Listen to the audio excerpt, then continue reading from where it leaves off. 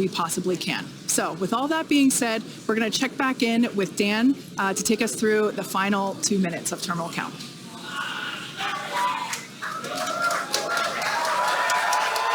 All right, we are under 2 minutes away. We have closed out the prop load on the booster and on the ship.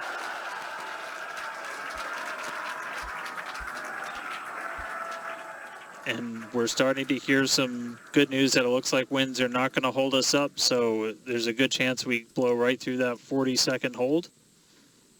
So we're about 1 minute and 20 seconds away. Just walking you through one last time, we're going to see the engines ignite about 4 seconds before we hit our T0.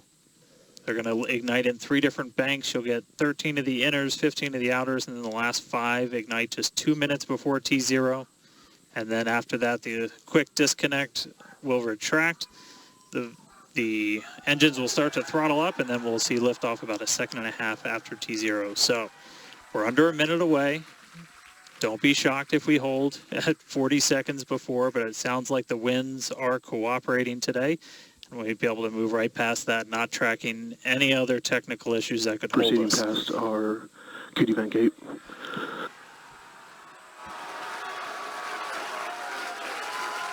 Through the QD vent gate, past the 40-second hold. Go for launch.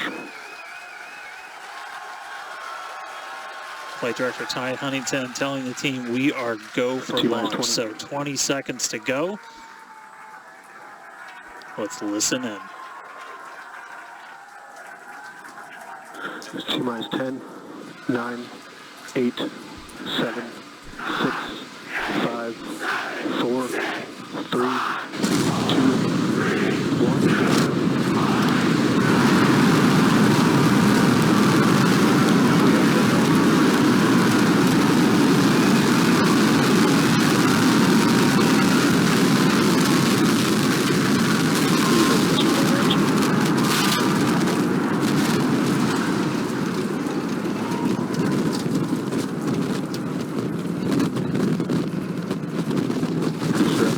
Nominal.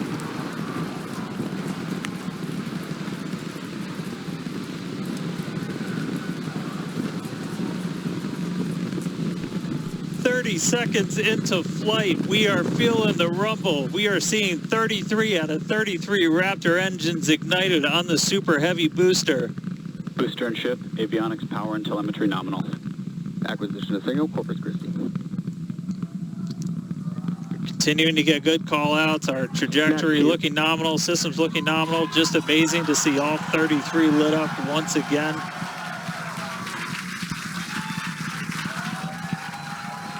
At this point, we've already passed through max Q, that maximum dynamic pressure,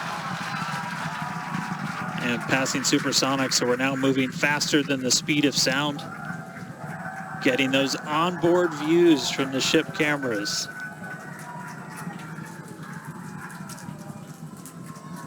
Now the next major milestone is going to be a hot staging maneuver. Again, we're going to be doing that in just about 90 seconds. To do that, we're going to shut down all but the 3 center Raptor engines on Super Heavy.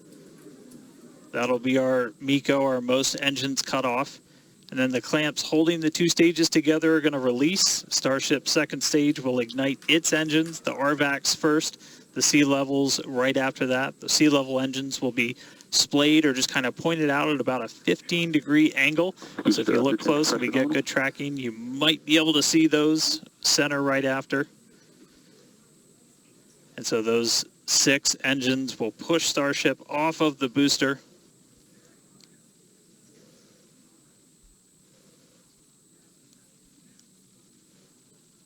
All right, counting down now. We're going to be coming up right at around the 3-minute mark on that hot staging maneuver. Again, we'll see the booster engines start to shut down. You'll see all but 3 lights go out in the middle. And then we'll see the engines ignite on ship, pushing it away. And that will start carrying the ship into space. Booster will start to do its flip and then move into the boost back burn, setting it up for eventual splashdown in the Gulf of Mexico. Stage separation.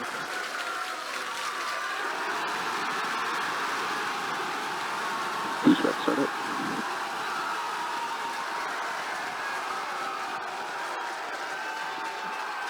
Hot staging confirmed. Boosters now making its way back, seeing 6 engines ignited on ship. Kate, we got a Starship on its way to space and a booster on the way back to the Gulf. Oh man, I need a moment to pick my jaw up from the floor because these views are just stunning. These are live views from Starship. First stage is currently performing the Ship avionics, power and telemetry nominal. Good there, news informing us that the second stage or the ship, everything looking good, nominal there. First stage is currently performing the boost back burn, expecting that to last about 1 minute. That boost back burn, pressure is nominal. that boost back burn propels the booster back towards the coast, taking it to a landing in the waters of the Gulf of Mexico. We're only using the Super Heavy boosters 13 center engines from here on out. As whenever they relight, you'll be able to see that in the left bottom corner. Those are the ones that can gimbal. In other words, they move and change direction in order to change the thrust to steer the first stage back to Earth.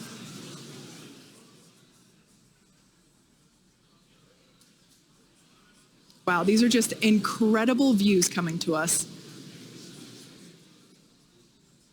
Everything is looking good for both the first stage on the left-hand side of your screen or the Super Heavy booster, as well as on the right-hand side of your screen, that is Starship, or we also refer to that as the ship. Now, the boost back burn was the first of 2 burns required to return it to Earth. The next one will be the landing burn, where all 13 center engines will initially ignite and then transition into a 3-engine burn to help slow it down. Now, just as a reminder of the stage 1 test objectives, we're looking for controlled ascent, which we have so far. Stage separation, which gorgeous, we cruised right through it, as well as on a nominal trajectory. Good news there telling us that the path that Starship is on is good. Now, Starship's second stage is still firing its engines, and as you heard, following planned flight path, the ship objectives, we're looking for hot staging, again, cruised right through that. We're looking to demonstrate controlled ascent as well as orbital insertion. Now, the bottom right-hand corner of your screen shows the ship engine graphics, so be sure to keep an eye on those.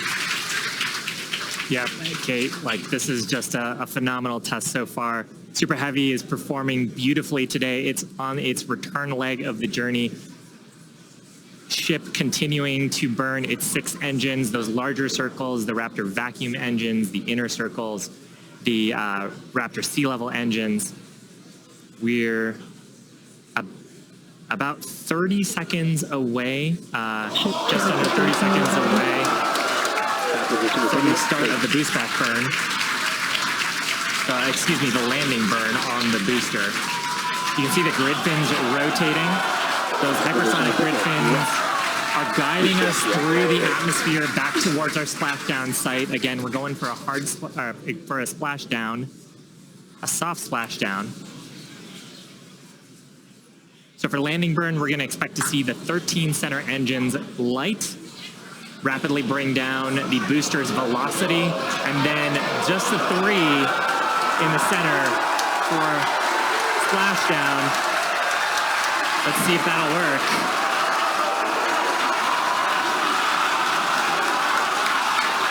We're getting a few engines.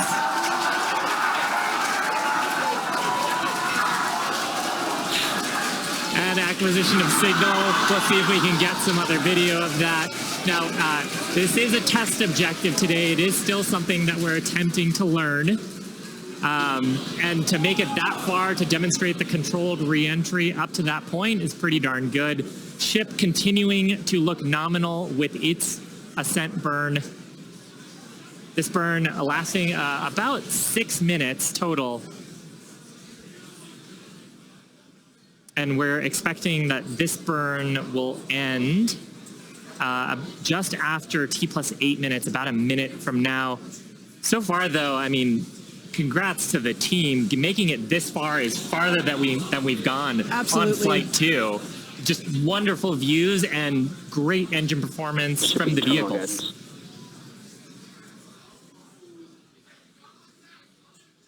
So far, we've hit controlled ascent. We're in the middle of that right now. We demonstrated the hot staging. Kate, as you said, cruised through that. We demonstrated controlled entry of the booster. Just stopped a little short of the engine relay, but hey, that's something we can learn for the next one. Yeah. Now that view that we just had moments ago was a live shot of Star Command. There you see it again. This is our Mission Control Center at Starbase, where vehicle operators are standing by. Now the next milestone coming up is in less than a minute. At that point, ship will, or I'm sorry, actually it already has. Starship engine cut off. There we go.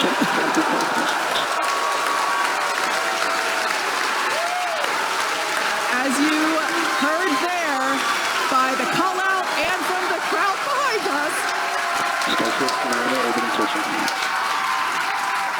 Starship's 6 Raptor engines have successfully shut down. We heard a call out for nominal orbital insertion, which is incredible. Look at these views, Dan.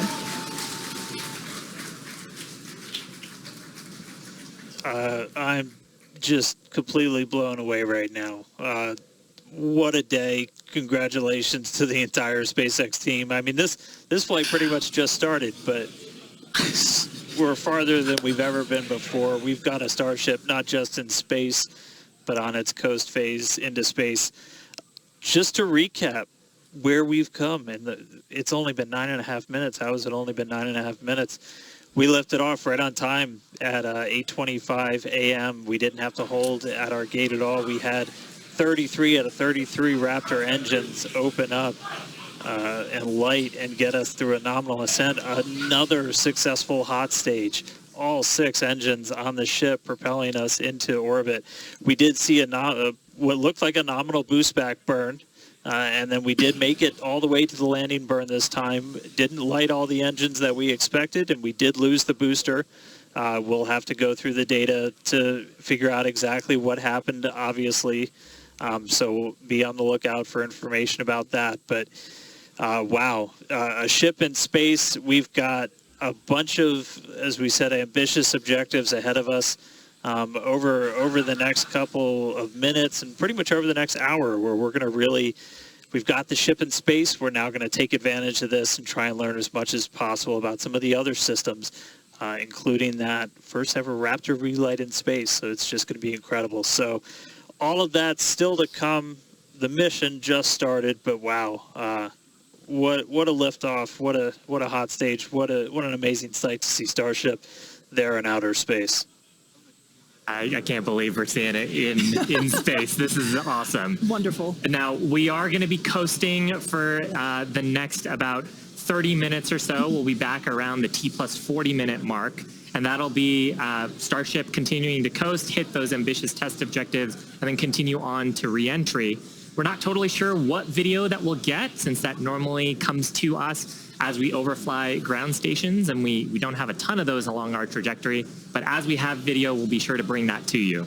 Starlink may be able to bring us additional communication paths today that will allow us to talk to Starship through re-entry with no communications blackout period. It's a possibility, but either way, we will be live for all of today's milestones.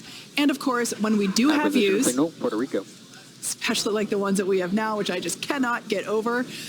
When we have views, we will be sure to bring those to you live. But no views or no views, we'll see you back here at T plus 40 minutes. Pez door is opening.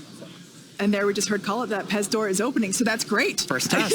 Yeah. One of our test objectives today is to open and close that Pez door. That's where we will deploy Starlink satellites from in the future. So great news there that that test that test objective is already underway. So come back here, stick around till T plus 40 minutes for coverage of Starship's deorbit burn demonstration, followed by its reentry and what is sure to be an exciting splashdown.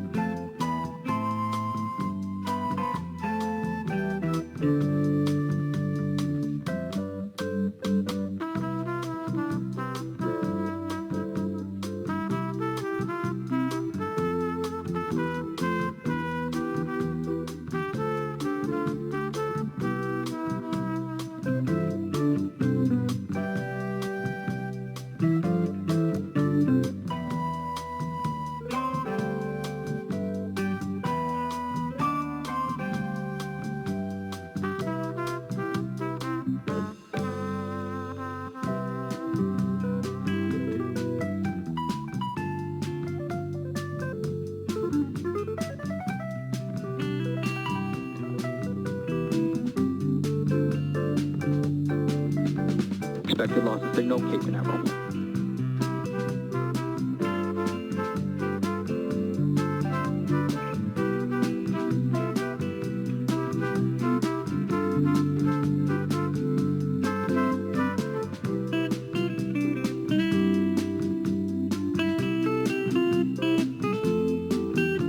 Test trigger.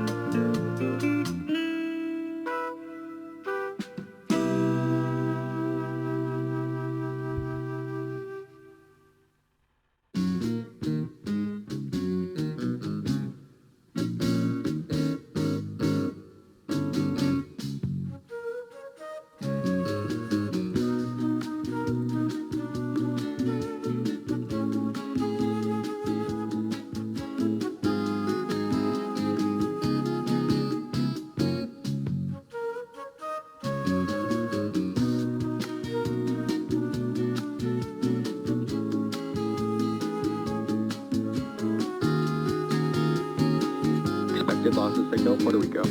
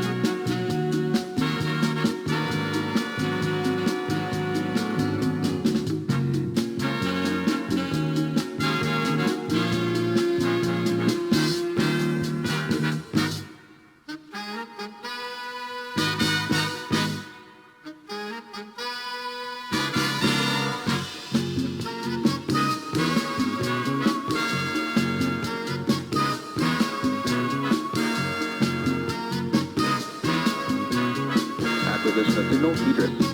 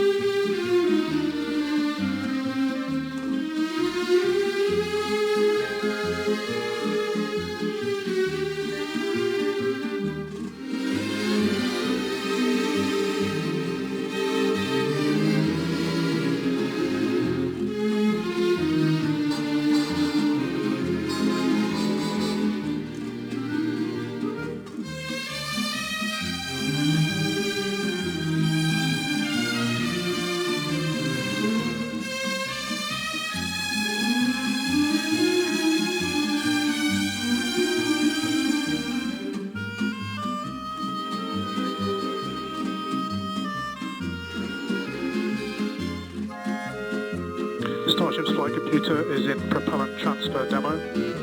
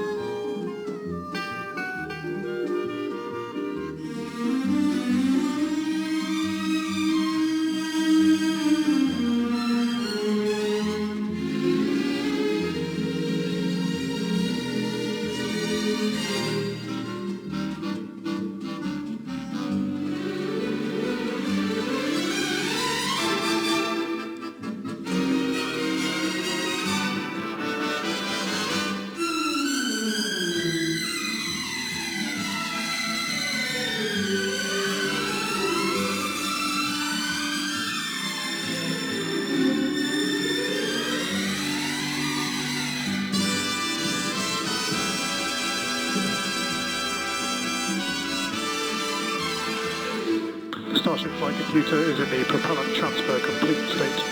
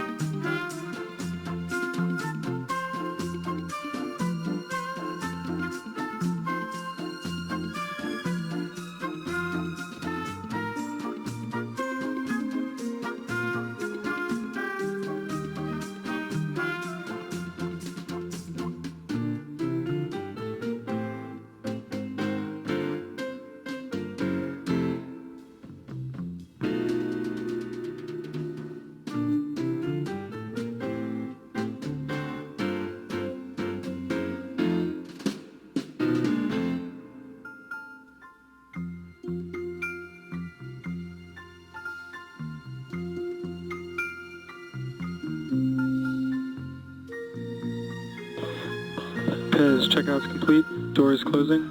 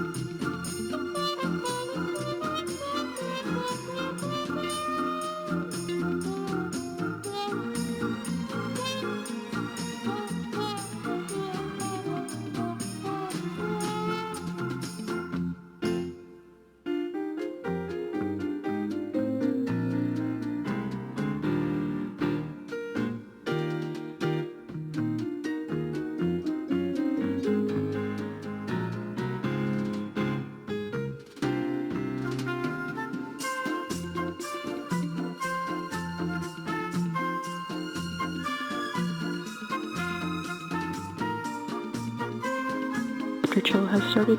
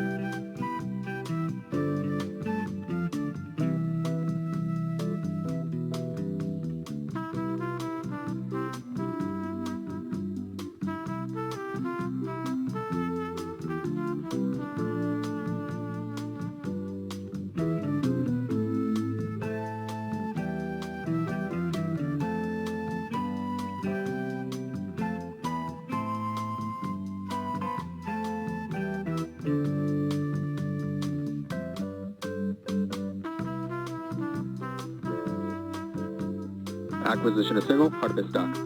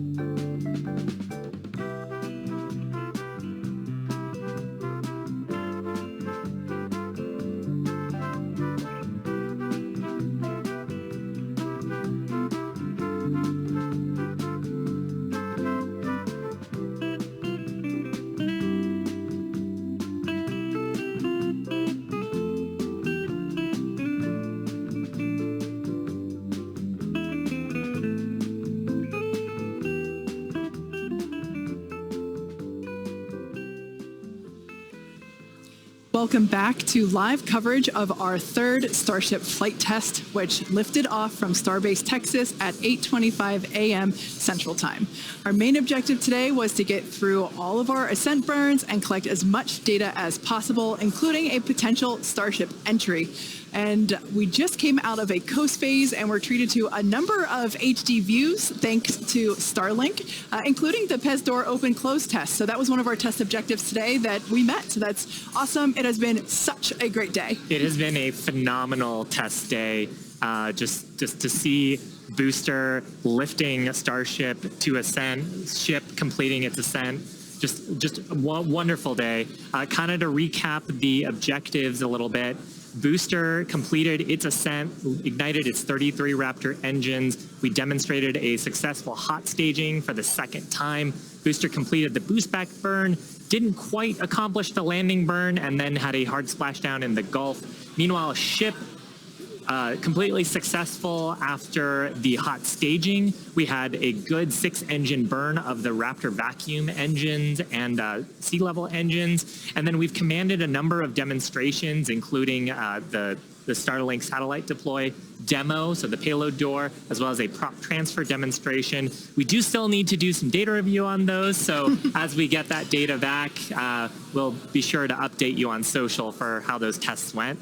We are coming up on our next major milestones, which is an in-space relight of our Raptor engine for the first time, followed by re-entry and then landing in the Indian Ocean. Incredible. Yeah, that's right, guys. We should be just about 40 seconds away, 40 or 50 seconds away if we do this relight demo. Do want to stress this is not a deorbit burn.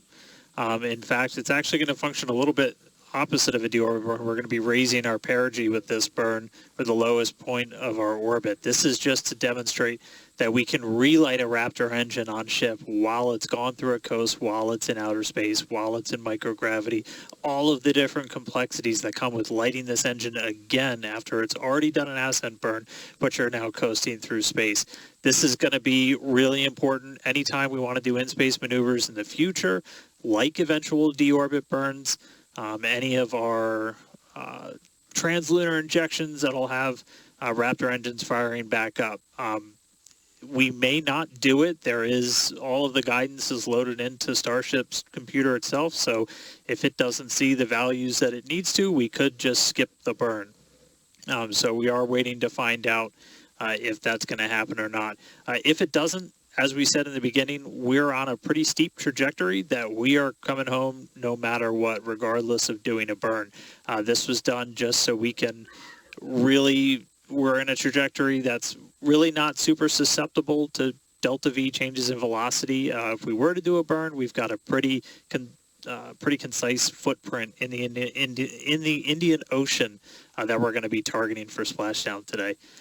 It does sound like we are skipping past the on-orbit relight demo this time. Again, we'll confirm all of this through our post-flight data review, but it did sound like we did pass through that burn. So now that's going to start setting us up for re-entry. Yeah, that's exactly right. So coming up next around T plus 49 minutes is Starship re-entry.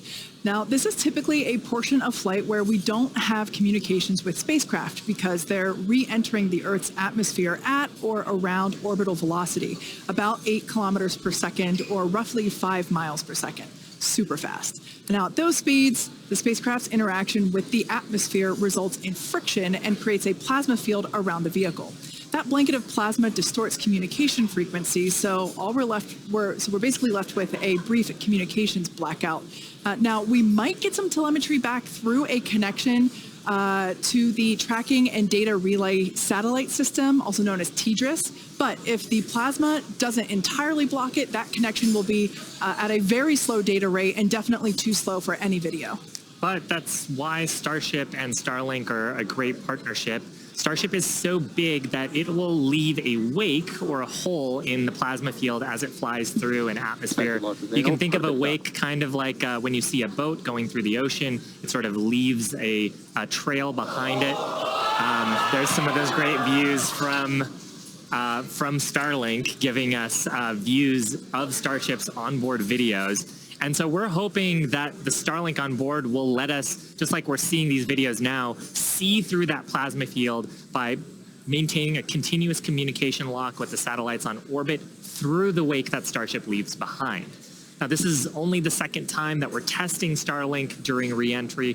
So even though we do have these great visuals now, don't be surprised if we manage to get some signal hiccups through. We're still learning about what that wake will actually look like in practice and whether we're able to get that live continuous high-speed data during re-entry.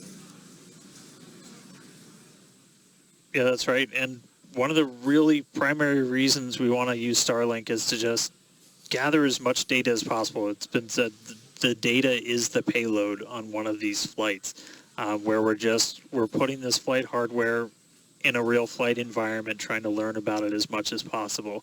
Re-entry is going to be a really critical phase of flight.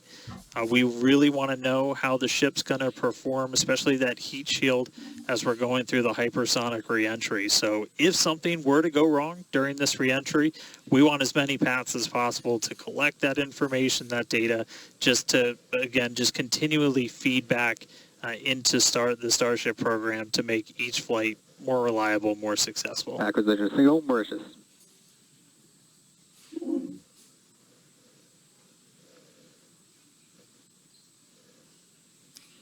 Now, if Starship manages to make it all the way through re-entry, we'll collect valuable data on Starship flying through the Earth's atmosphere at hypersonic speeds, meaning more than 5, or at this point, will be more than 5 times the speed of sound. Now we're watching these live views, HD views by the looks of it, thanks to Starlink. You can see that the flaps there on the ship might be actuating.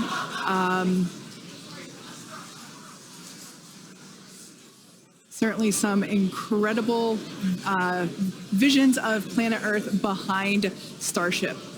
Now, we've already validated Starship's ability to fly and land at subsonic speeds. You might recall those suborbital flights from a few years ago, and we can see those flaps there. So getting data on aspects like heating and control while traveling way faster than we did before is going to be critical to eventually bringing starships back from space for rapid reuse. So I mentioned those flaps. That's one of the things that enables Starship to help control itself and survive the heat of reentry, which, like we said before, we're expecting that reentry to occur around T plus 49 minutes.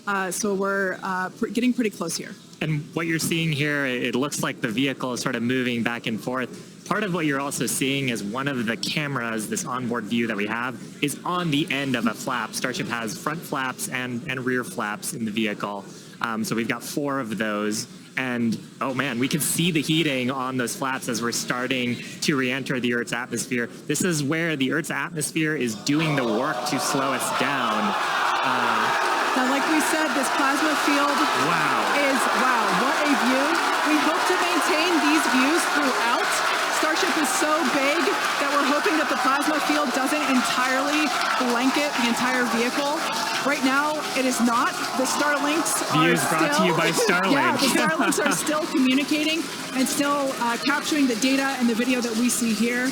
I mean, Shiva, this is just absolutely incredible views. We've never seen anything like this before. This is the biggest flying object ever in space. Absolutely, Kate. And it's important to note, with the ascent burn that we did was to get us to orbital velocities, even though we were on a nearly orbital trajectory.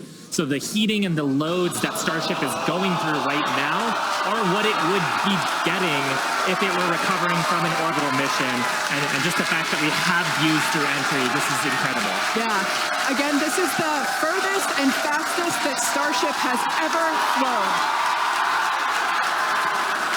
And you can definitely tell by the crowd here in Hawthorne. The heat shield tiles doing their work. We talked about it earlier. Up to 2,600 degrees Fahrenheit that those heat shield tiles are dissipating as we are re-entering. Yeah, now this was one of the critical, or rather the key mission objectives that we were hoping to hit today.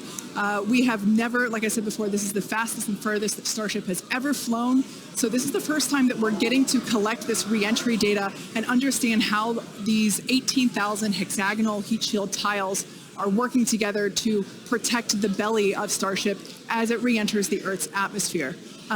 Once again, the atmosphere is doing us a big favor here by... 80 kilometers altitude. The atmosphere is actually doing us a huge favor here by acting as a braking system for Starship as it re-enters the atmosphere. And that's part of the reason why the flaps are so important. We're using the body of Starship and the drag from the atmosphere to slow us down from orbital speed, but you want the vehicle to remain stable. You want those heat shield tiles pointed down so they can absorb the heat of the Earth's atmosphere. And so that's the purpose that they are serving during the hypersonic phase and then again during the subsonic phase. Absolutely. So like we said, these views are being provided by a couple Starlink terminals that are positioned on Starship itself. As that plasma builds, we're hoping that we can bring these views back to you, but you can see the telemetry there on the right-hand side of your screen. If you watch closely, you can see the speed decelerating. Again, that's the friction of the atmosphere resulting in this plasma field, or excuse me, the blanket that is potentially blocking the Starlink terminals right now. So we'll bring those views back to you if we get them. But right now, for those of you that have recently joined, Starship is currently re-entering Earth's atmosphere. This is super exciting because it's the furthest and fastest that Starship has ever flown. It's just absolutely incredible. Major test milestone, something we wanted to accomplish on Flight 2, getting to it today. So just awesome. Now, we actually have some heat shields here. So these are what's doing all the work on Starship right now. There are 18,000 hexagonal heat shields like these. So this one that I have is flat, like this is what would be positioned on the flaps of Starship, whereas Shiva has something a little different. Yeah, the one I have would be on the curved surfaces of Starship. I'll just put it in frame here. So we've got these attached at various points around the vehicle. Like you said, Kate, 18,000 of these tiles around, and they're doing the work to make sure that the structure of the vehicle doesn't carry all that thermal load, so we can recover the vehicles eventually and get to rapid reuse on them. They're really lightweight. They sound a little different than I would have expected them to, but they are ceramic. And these are what's helping Starship survive through this period of entry. We're not sure how far we're going to make it. Again, this is the furthest that we've gotten in our test flight, but the further we fly, the more data that we can get, and that's ultimately the measure of success here, which I mean, I think today has been a huge success given where we've gone and how much further we've gotten with both the booster and Starship itself.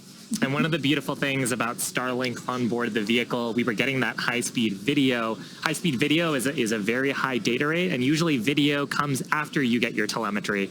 So hopefully we were able to get some wonderful data throughout the entry period, which is normally something we have to wait for until after splashdown when we get that data off the data recorders. Yeah. Now, you mentioned before the flaps. Again, that the flaps are protected by the flat heat shields like I have. There are 4 of those positioned on Starship, 2 at the forward end or the top end, and 2 at the bottom or aft end. And they operate independently to aerodynamically control the vehicle's attitude or positioning during atmospheric flight and enable precise landing at the intended location. So today we are intending to splash down in the Indian Ocean, and we're hoping that we can make it that far, but regardless, it is an exciting end to what has been an exciting day. Absolutely. And I mean, we've had some tests in the past. We had suborbital campaigns where we have tested out the aerodynamic flaps at subsonic speeds. So that's below the speed of sound. At hypersonic speeds, well, supersonic speeds first, so faster than the speed of sound, and then hypersonic speeds. So that's more than 5 times the speed of sound. The equations of motion change, how the vehicle responds changes. So going through that control phase where we're going from faster than the speed of sound to below the speed of sound was one of the objectives today. Yeah. And that's actually a great point because we are expecting that entry subsonic period to occur around T plus 1 hour and 3.5 minutes. So we're not there yet. We're about 10 minutes away from that point. So again, that is when Starship would be traveling slower than the speed of sound thanks to the atmospheric braking system. And so right now we're still waiting to see if we're going to get data back from this ship. We might be in a bit of a blackout period right now. So still waiting to hear the status on it. But yeah, we got to the actual entry portion of today. We started into peak heating, which was just a really big milestone. Starship is pretty unique in the way that it re-enters, especially for something reusable. The closest parallel has been the space shuttle. When we're comparing Starship to like when we bring a Falcon 9 booster back, we're talking about 20 times the energy given the velocity that we're moving at, and all of that energy just gets converted into heat, and then we need to use those tiles to just help dissipate that heat. They're not ablative like you would see on something like Dragon, which uses an ablative in the capsule shape. So they are these tiles that are made to be reusable. So any data we're getting on the actual temperatures it was seeing during heating, all of that is just really hugely valuable. Where Starship is really unique is, and Kate and Shiv have talked about it a couple of times, is once we're through this kind of hypersonic section and we get down to the subsonic. And that's where we really learned a lot and proved that Starship's really just its basic shape could work. And we did that during the suborbital campaign. Again, if you compare it to the shuttle, which entered, it had the wings. It had a similar heat shield system, but it had wings, and then was almost flown like a glider once it re-entered and was down to those subsonic speeds. With Starship, we're not doing that. We're just coming straight down. We'll hit terminal velocity, which with Starship is around 200 miles an hour, and then we use a flip maneuver to ignite those engines, do a landing burn, and then touch down on the ground. So you don't need a runway. We're doing that, again, designed because when we go to the moon, when we go to Mars, there's not going to be a runway there for us, and so that propulsive landing is going to be really important. This is an animation of pretty much what we were just watching on actual Starship video, which is pretty incredible. But we go through peak heating. One of the benefits of today's trajectory, actually, we got closer to what the heating profile will be on just a normal mission when you compare it to our previous flights, which were headed out to Hawaii. So we go through peak heating, and then we hit subsonic, and then Starship splashes down in the ocean. Again, we're not doing a landing burn on this flight, and we're not expecting Starship to survive the impact. We're not going to be recovering any of the hardware. For now, though, we are just still waiting to see if we're going to get some signal back. We're currently at a loss of signal with Starship. Don't know for sure what its status is, and so we're just continuing to listen in. But it was pretty incredible seeing the flaps really do their thing to maneuver the vehicle as it's moving through hypersonic. One of the big trade-offs between something like Shuttle and Starship is wings can be pretty heavy. And so if we can really demonstrate that Starship's controllable through that hypersonic regime when you're coming through the atmosphere, 25 times the speed of sound, you can save a whole lot of weight by not having really big wings. So super valuable to get this data, super valuable to Dan, then figure out what we're going to do on our next test flights. Dan, you'd brought up a really interesting point, too, that for on Shuttle, you are gliding in, going back to a runway. On Starship, because we're landing vertically, we are basically coming down, and then we've seen this during the suborbital campaign. We're not going to see it today, but during the suborbital campaign, we did the flip maneuver and then light our engines for a landing burn. And that's also really important for some of our other terrestrial destinations. That we don't have as much of an atmosphere on Mars. There is pretty much no atmosphere. There's some great views from our previous test campaigns of a landing burn and upright landing. But on the moon, there is no atmosphere. On Mars, the atmosphere is extremely thin, so you actually need some other sophisticated techniques that other landers have used to land there. And so this vertical landing technique is really important to landing on destinations like those, which is ultimately where we're trying to go. Yeah, absolutely. So we hope to demonstrate that landing in future missions. That wasn't one of our objectives for today. We wanted the ship to focus on opening and closing, the first demonstration of opening and closing the PEZ door, which is where we will deploy Starlink satellites from in the future, as well as gathering data on how the heat shield tiles performed during the entry period. And so far, all of that has gone really well. So overall, it's been pretty great, and it's great to see how those initial tests that we performed a couple years ago for those high altitude tests allow us to see what those will look like in the future. But this piece that we're doing today of, okay, if we are coming back from orbital velocity and we're going through that entry period, that is the missing piece, right? We already figured out how to land once the ship gets to a certain velocity or altitude, and it's really this piece that we were trying to figure out today. How do we get Starship to survive orbital velocity atmospheric entry? And we hope to find out soon. Yeah, I mean, we talked about rapid iteration and how we do design. Part of our philosophy is testing early and often and trying to test in a way that is as flight-like as possible. But there's only so much you can do in a chamber where you're trying to simulate the atmosphere in a laboratory. So there's nothing quite like when the heat shield tile hits the atmosphere in flight to gather that wonderful data and prove out some of the analyses and probably teach us a bunch of things that we didn't quite get right. For sure. And obviously for those of you that have been watching along with us, those were incredible views to see of that entry period where we saw the heat generating because of friction as the belly of Starship was making contact with the Earth's atmosphere, and that resulted in some plasma. So as Dan said before, far. We believe that we're in a bit of a blackout period at the moment. We are expecting the vehicle, if it's still alive, we would be expecting the vehicle to be approaching subsonic or slower than the speed of sound speeds in 3.5 minutes from now. So if it's still up there in one piece, it still has a way to go. We're not there just yet. But we saw that plasma field building up around the exterior, which can blanket the entire vehicle, as it does with all of our Dragon missions, and we're at a loss for telemetry at that point in time. Yeah. So Dan's seen a lot of those with Dragon missions that he's supported. Yeah, absolutely.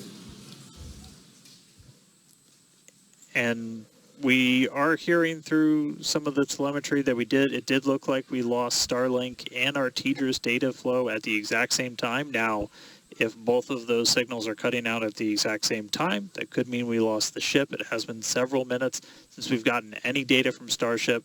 We are waiting just a couple more minutes just to see if we can get any additional confirmation, but that is one data point that we're tracking, and that could indicate that we had a loss or a breakup of the ship during that reentry. So might not make it all the way to splashdown today, but we were able to get through the early phases of reentry, hit some of that peak heating, which was just really incredible to see a Starship coming back from space after getting all those views from space for the very first time. So we'll just keep on listening in on the loops here, see if we hear anything over the next couple of minutes. And that might bring a close to a pretty successful day so far. So again, we did lose the TDRS. That's the tracking and data relay satellite. That's the satellite system that pretty much every spacecraft operating in orbit right now will use to get data. We were able to get some signal through that. And then we were also getting data back through Starlink. Live view here of mission control down at Starbase. So these are all the folks who are experts on the various different systems, taking a look at the live data that we did have. Probably in mission mode still, Yeah, but absolutely. it would be so tough to stay focused with what an exciting day we've had today. Yeah, to quote Monty Python, I'm not dead yet. We don't know, as Dan said. We did lose connection with TDRS, which is the tracking and data relay satellite system, and Starlink at the same time. So it is a realistic possibility that we lost Starship, which honestly was always on the table. We didn't know how far it was going to get. The further we could fly and the more data we could collect was always the biggest win. And so regardless of, if we did lose the vehicle and we are not able to, make it all the way to our intended splashdown, note that we weren't intending to recover this vehicle, either vehicle, the Super Heavy booster nor the Starship. We weren't intending to recover either of them. They were both going to basically hit at terminal velocity and break up upon contact with the surface of the ocean. So we're standing by to hear whether or not we are going to be able to get telemetry readings back, but we are possibly anticipating news that we lost Starship due to basically a double blackout from TDRS and Starship data at the same time. But it's worth mentioning, this is the first time that we have come back at these speeds Absolutely. in any of the test flights that we've done so far with Starship. So we are trying to prove out that the heat shield works as intended, that the controllability at those hypersonic speeds works as intended. So if we were able to get back any data on that means the next version, what happens on flight 4, 5, 6, is going to be better. We must be able to get some, because we saw incredibly gorgeous high definition views of that entry period whenever it was initially starting. So we must have gotten some data today there. has been otherwise a phenomenal day. Incredible. Liftoff on time, full ignition of all of the boosters, engines, successful hot staging, and then ship took it from there. Yeah, absolutely. We were able to see the ship actually make it further, as well as the booster. We were hoping that the booster would perform a soft water landing, but we lost it during just before it was able to ignite the landing burn. But the ship continued on. We saw all six Raptor engines on the ship ignite and then shut down for second engine cutoff, and we saw some amazing views views as well. And it's just been certainly a day that I will be taking many screenshots and using them as my computer desktop background for, well, until the next Starship launch. When we get even better views, I'm sure. Exactly. And we also hit a number of our other ambitious test objectives. We had a chance to at least initiate the commands for a propellant transfer demo within the vehicle. This is something that Starship's going to have to do in the future, and these sort of transfers haven't been done at this scale before, so that's a first as well. We also were able to demonstrate that the payload door and we got to see that, and so those commands were sent. Again, data review to come and make sure that everything performed as expected, but that's going to be critical to deploying payloads in the future once Starship becomes operational. So a number of test objectives hit, much more accomplished than Flight 2, and making steady progress towards a fully, rapidly reusable, reliable Starship. Absolutely. And hey, Kate, and hey, Shiva, we were just hearing on the loops, we are making the call now that we have lost Ship 28. So as we were possibly expecting, we lost the data a couple of minutes ago. We haven't heard from the ship up until this point, and so the team has made the call that ship has been lost. So no splashdown today, but again, just it's incredible to see how much further we got this time around. We had a couple of those ambitious objectives that you guys were just walking through that we're able to take advantage of while Starship was in outer space flying over our planet for the very first time. So that was just really incredible. Obviously, there's a lot to go through. Everyone always wants to know right off the bat what happened. Takes us a little bit of time, but I can assure you as soon as we start finding things out, we're going to let everybody know. And I know everybody's going to be excited for the next one. I mean, as I pointed out in the beginning, there's 4 Super Heavy boosters either fully stacked or getting stacked right behind me. We've got other ships ready to go as well. So it's going to be a really busy time down here at Starbase as we look to really fly Starship as much as possible, get this vehicle ready to go for all the important things it's got to go do. And with that, we got to say a huge congratulations to our teammates and everyone who's supported the Starship program. There's been flames and reds along the way, but third time's the charm, and we made it to space. We also a big thanks to all of our future customers for your support, and we want to give a big thanks to the people of Cameron County, Texas, for their support, as well as the Coast Guard and the Federal Aviation Administration. Be sure to follow the SpaceX account on X for more updates from today's test flight and future Starship tests. But before we go, we want to wish SpaceX a very happy birthday. The company was founded on this day in 2002 when it basically consisted of this small team, a carpet and a mariachi band. I don't know about you, but we're feeling 22. Also, it's Pi Day.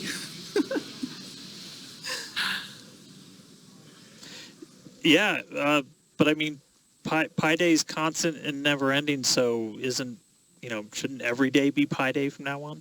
I mean, that's a really good point, and I think after a test like today's, we all deserve some pie. Thanks for watching, and we'll see you next time.